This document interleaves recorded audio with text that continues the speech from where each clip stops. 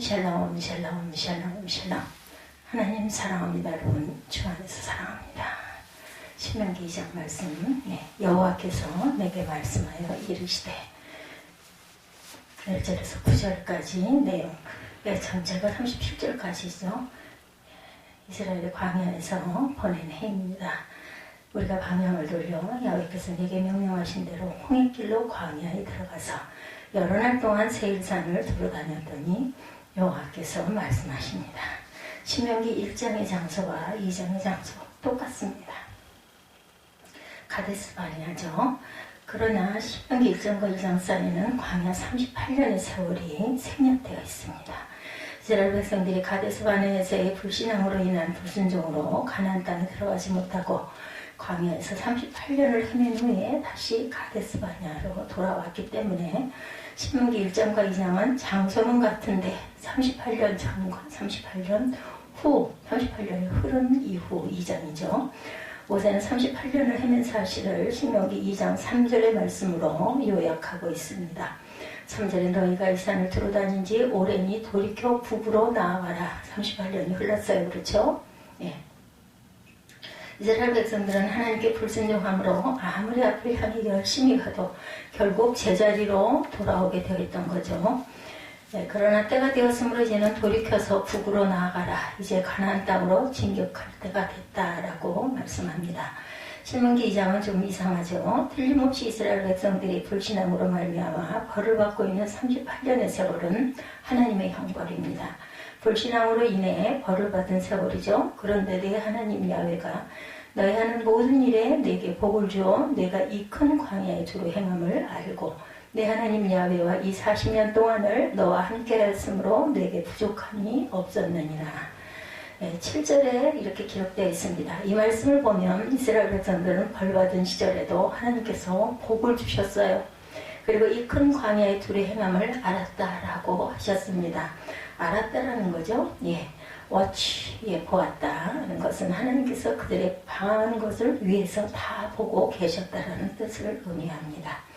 먹을 것이 부족하면 먹을 것을 주셨어요. 만나 주셨죠. 마실 것이 부족하면 물을 마시게 해주셨습니다. 이처럼 하나님께서 40년 동안 벌을 주시면서도 또 주실 것은 주셨어요. 복이죠. 뭐 안 주면 어떻게 할 거예요. 그죠? 죽는 거죠. 자녀를 기르면서 자식이 가끔 잘못하면 체벌을 할 때가 있습니다. 벌 주거나 체벌하면 자식들은 울면서 자기 방으로 들어가서 밥도 먹질 않죠. 그러면 부모는 자녀가 제대로 있는지 살펴보고 요리를 해서 문을 살짝 열고 넣어줍니다. 자녀를 때렸지만 마음이 더 속상한 것은 부모죠. 하나님은 이스라엘 백성들을 불신앙으로 건징하시면서도 이와 같이 주실 것을 주시면서 함께 하시고 공급해 주셨어요. 이것이 바로 하나님의 긍휼, 자비입니다. 우리가 섬기는 하나님은 벌 주시는 가운데서도 복을 주시는, 베풀어 주시는 자비의 하나님. 하나님께서는 자녀들을 징계하실 때 한계를 가지고 징계하십니다. 때가 되자 이제 하나님께서 이스라엘 백성들을 가나안 땅으로 인도하시죠. 신명기 1장에서는 악명 높은 아모리 백성 삽지로 돌아가라고 말씀하셨지만 2장에서는 에돔과 암몬과 모압의 경계선을 따라서 가거라 말씀하시죠. 좀 더 편안한 길을 택해서 가라는 말씀입니다. 그런데 신명기 2장을 주목해보면 하나님께서 에돔과 암몬과 모압 사람들과는 다투지도 말고 땅을 빼앗으려고도 하지 말고 괴롭게 하지도 말고 싸우지도 말라고 말씀하시죠. 그리고 이 세 족속의 땅을 지나게 되면 아모리 왕 시온과 바산 왕 옥이 이스라엘 백성들을 대적할 것인데 그들은 전멸시키라고 말씀합니다. 다 죽이라는 거죠. 이처럼 신명기 2장에 다루고 있는 주제는 하나님의 백성들과 주변 국가들 간의 관계입니다. 예수 믿고 구원받은 하나님의 백성들이 과연 주변의 불신자들과 어떤 관계를 맺고 살아야 되는지를 신명기 2장이 우리에게 말씀해주고 있는 거죠. 광야 40년 방황의 이유, 이스라엘 백성들이 광야에서 40년 동안 방황하게 된 근본 이유는 불신앙이었습니다.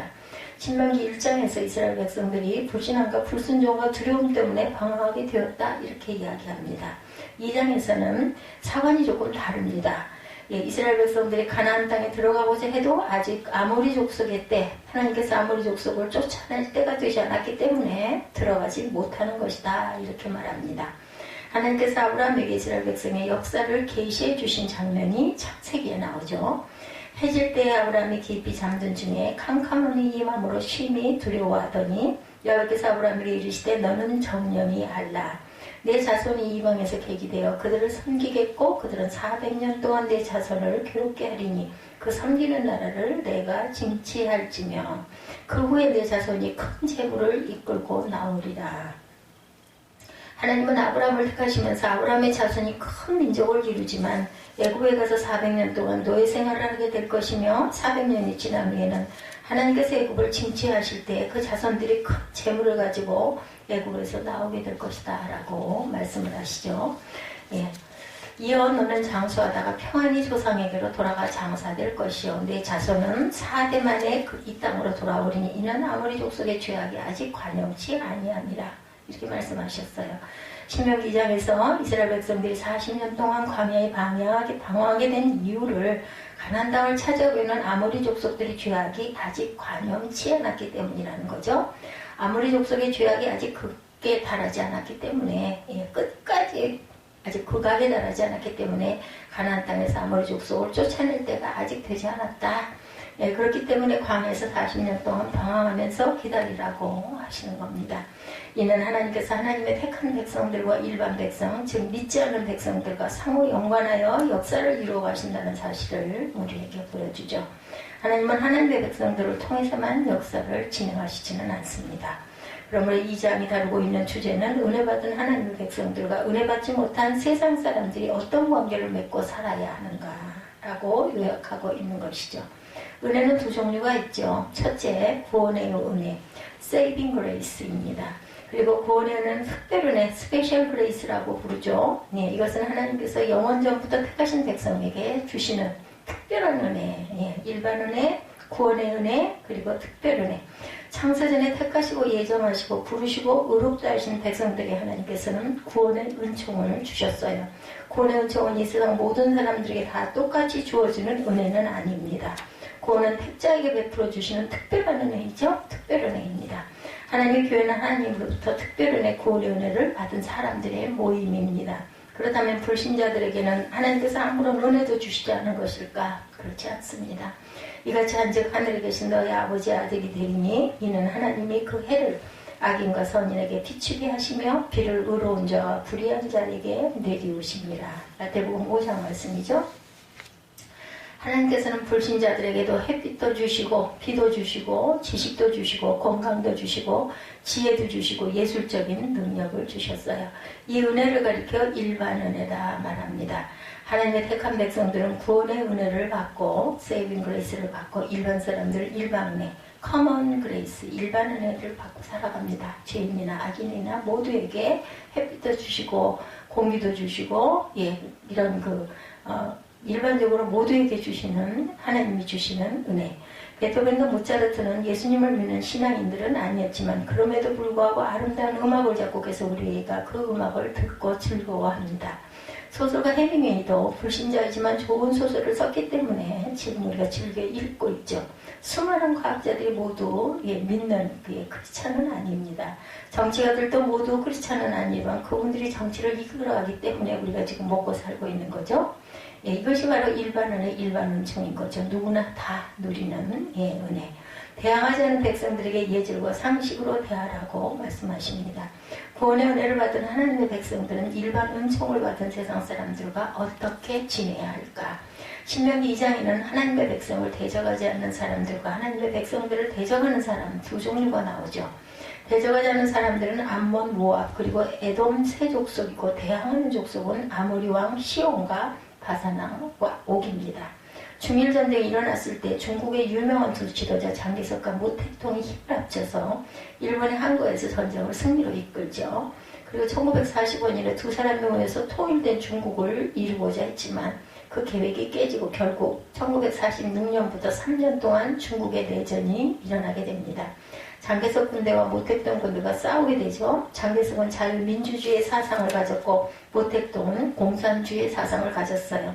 자유민주주의를 자원하는 장개석의 승리하면 좋았겠는데 장개석의 군대는 패배하고 대륙을 떠나 결국 대만을 차지하였고 모택동 군대는 승리해서 내륙을 차지하게 됩니다. 왜 모택동은 승리하고 장개석은 졌을까? 정사에는 나오지 않지만 야사에 보면 이런 이야기가 있습니다. 모택동은 자신을 따르는 부하들에게 너희는 어느 지역을 가든지 민폐를 끼치지 말라 이렇게 얘기했다고 그래요. 어서 여자를 겁탈하지 말고 양식을 빼앗지 말아라. 사람들을 절대로 괴롭히지 말고 조용히 주는 것만 먹고 지나가라. 이렇게 명령을 했다고 그래요. 그리고 민폐를 끼치는 사람을 엄벌에 처했다고 합니다. 그러나 장개석 군대는 가는 곳마다 민폐를 끼쳤기 때문에 민심이 돌아서고 말았다고 그러죠. 장개석 군대는 자유민주주의를 따랐음에도 불구하고 대만으로 쫓겨나고 모택동 군대가 결국 대륙 중원을 차지하게 됐다는 거죠. 하나님께서 교회에 대항하지 아니하는 세상 백성들에 대해서는 예절과 상식을 가지고 대하라 이렇게 명령하십니다. 모압과 암몬과 에돔 사람들과는 다투지도 말고 괴롭게 하지도 말고 싸우지도 말고 그들의 땅을 빼앗으려고 하지도 말고 양식과 물이 필요하면 돈을 주고 사라고 말씀하십니다. 하나님께서는 이스라엘 백성들에게 에돔, 모압, 암몬 백성들은 악한 백성들이요 우상 숭배하는 백성들이요 부도덕한 백성들이지만 그래도 너희를 대항하지 않고 너에게 길을 내어줄 것이니 그들과 싸우거나 다투지 말고 민폐를 끼치지 말라고 말씀하신 거죠. 하나님께서 왜 가나안이라고 하는 조그만 땅에 이스라엘 백성들을 몰아놓고 억지로 살게 하셨는지 궁금해 본 적이 저도 있습니다. 차라리 애국과 모압과 암몬 사람들을 전부 내쫓고 그 넓은 땅을 마음대로 차지하면 좋을 텐데 왜 그 조그만 가나안 땅으로 이스라엘 백성들을 인도하셨을까? 그것은 세상 백성들을 모두 쫓아내거나 죽이고 하나님의 백성들만 끼리끼리 모여 살게 하시는 것은 하나님의 방식이 아니기 때문입니다. 하나님께서 이 특별 은혜를 베푸실 때 일반 은혜를 받은 죄인들 가운데서 택하시고 은혜를 베풀어 주신 거죠. 만약에 일반 은혜를 받은 죄인들이 없다면 특별 은혜를 베풀 수 있는 하나님의 터전도 없어지게 되는 겁니다. 그러므로 우리도 예수를 믿어 의인이 되었지만 의롭다 칭함을 받았지만 이 세상을 살아갈 때는 죄인들과 섞여서 살아갑니다. 우리는 죄인들로부터 혜택을 많이 받기도 하죠. 그들이 길을 닦아놓으면 우리가 자동차를 타고 달리고 장사하면 가서 물건도 사고 죄인들이 의사가 되면 가서 병도 치료하고 수술도 합니다.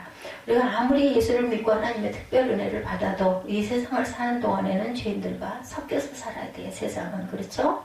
예수님은 알곡과 가라지의 비유를 통해서 말씀하시죠. 죄인이 가로되 가만두어라 가라지를 뽑다가 곡식까지 뽑힐까 염려하노라. 둘 다 추수 때까지 함께 자라게 두어라. 추수 때에 내가 추수꾼들에게 말하기를 가라지는 먼저 가두어 불사르게 단으로 묶고 곡식은 모아내 곡간에 넣어라. 죄인들은 추수 때 예수님의 재림 때 심판받고 멸망하게 되어 있지만 최후 심판 때까지는 의인과 함께 이 세상 가운데 섞여서 사는 것입니다. 다시 말해서 하나님께서는 기독교인과 불교 신자와 박수무당과 이슬람 교인들이 다 섞여 살아도 서로 해를 끼치지 않는 이상 예절과 상식을 지키며 공존하라고 명하십니다. 우리가 하나님의 백성으로서 하나님의 은혜를 많이 받았다고 해서 은혜 받은 것을 이유로 세상 사람들은 무시하고 존재 가치가 없는 사람이라고 생각하고 대하면 우리 신앙은 무례하고 상식 없고 거칠기 짝이 없는 그런 저급한 신앙이 될 것이라는 거죠. 예를 들어 한 여자가 예수님을 믿고 교회에 10년 이상 출석한 후에 권사가 됩니다. 그런데 권사님의 남편은 예수를 믿지 않기 때문에 매일 술을 들고 취해서 소리 지르며 직기들을 때려 부셔요.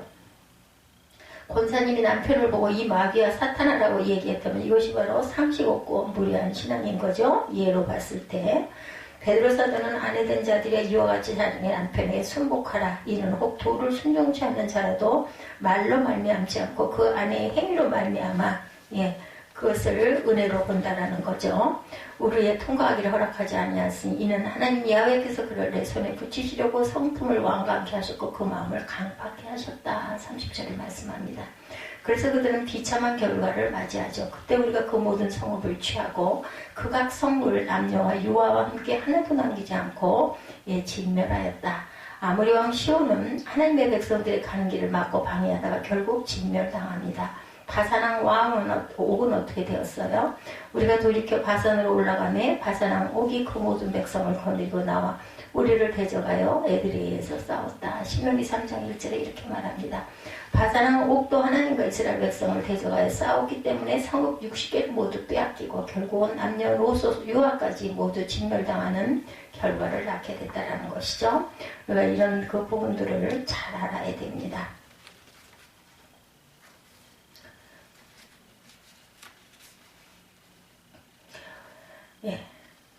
하나님의 백성들은 이 세상에 살아갈 때 불신자들과 이렇게 섞여서 살아가야 된다는 거죠. 하나님의 교회를 대적하는 자는 산산이 부서질 것이고, 하나님의 교회는 그리스도의 몸이고 하나님의 눈동자죠. 무릇 너희를 범하는 자는 그의 눈동자를 범하는 것이라 스가랴 2장에서 말씀하고 있죠.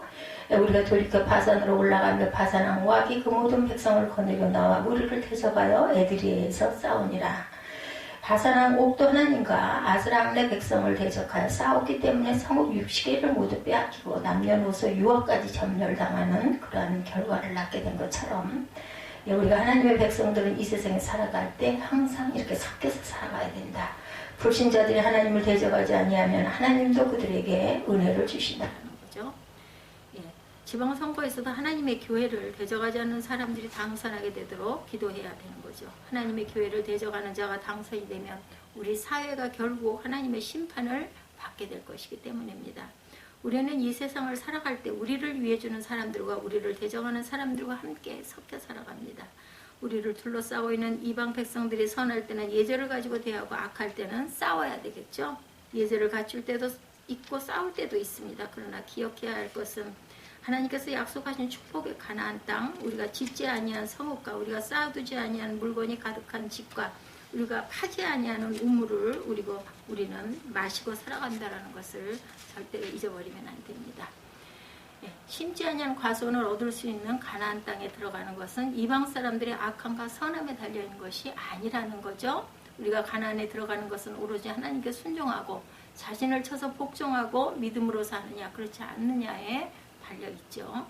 우리는 다른 사람을 탓할 필요가 없습니다. 나는 아무개 때문에 어려워, 누구 때문에 축복을 못 받는 것 같다라는 불평을 그치고 하나님 앞에 순종하고 살아가고 있는지를 반성해야 되겠죠.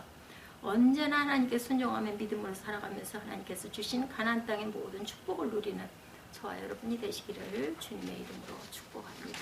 기도하시겠습니다.